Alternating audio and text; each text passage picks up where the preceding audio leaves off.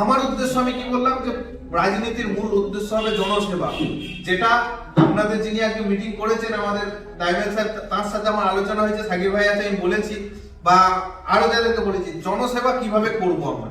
আজকের উদ্দেশ্যটা কিন্তু সেটা, রাজনীতির বাইরে এসে জনসেবাটাকে নিয়ে আপনারা রাজনীতি করবেন না, এটা একটা বড় কথা।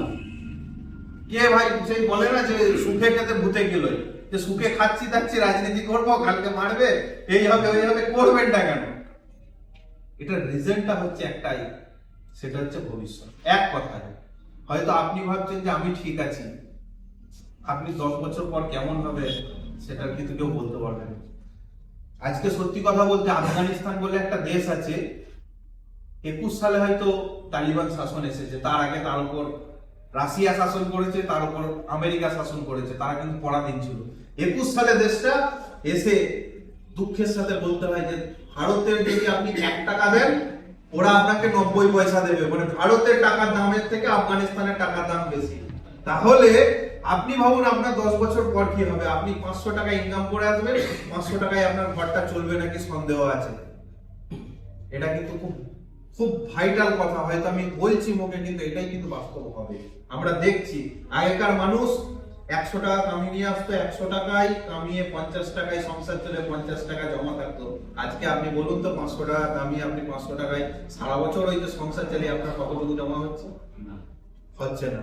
আপনার যদি একটা রোগ হয়, আপনি বর্তমান নার্সিং হোমে যাবেন, আপনার কত বিল হবে আপনি বলতে পারবেন? আপনি বলতে পারবেন না।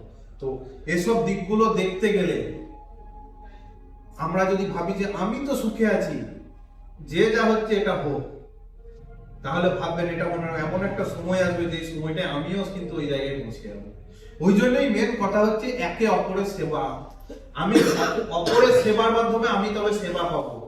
আমি যদি দুটো মানুষকে সাহায্য করি তবে আমার খারাপ সময় তারা আমার পাশে এসে দাঁড়াবে, এটা হচ্ছে বাস্তব। দ্বিতীয় কথা হচ্ছে এটাই, আমি নিজে রাজনীতি করি, সত্যি কথা বলতে দলের পদ আলাদা বিষয় আর সেটাকে নিয়ে আমি চলি, কিন্তু আমার ব্যাকগ্রাউন্ড মূলত আমি অরাজনৈতিক সংগঠন থেকে এসেছি। আমার আব্বার কথাও বলি, বাবার কথা, বউ অরাজনৈতিক সংগঠন করে এসেছে, তো সেই সূত্রে আমি অরাজনৈতিক সংগঠনই করে কাজ করে এসেছি এবং আমি দুটো বিষয় নিয়ে চলি। সাকিব ভাই হয়তো খুব ভালোভাবে বলেছি, আমার সংগঠন জনসেবা হচ্ছে দুটো কারণ, পরিষ্কার সকলকে বলছি শুনবেন।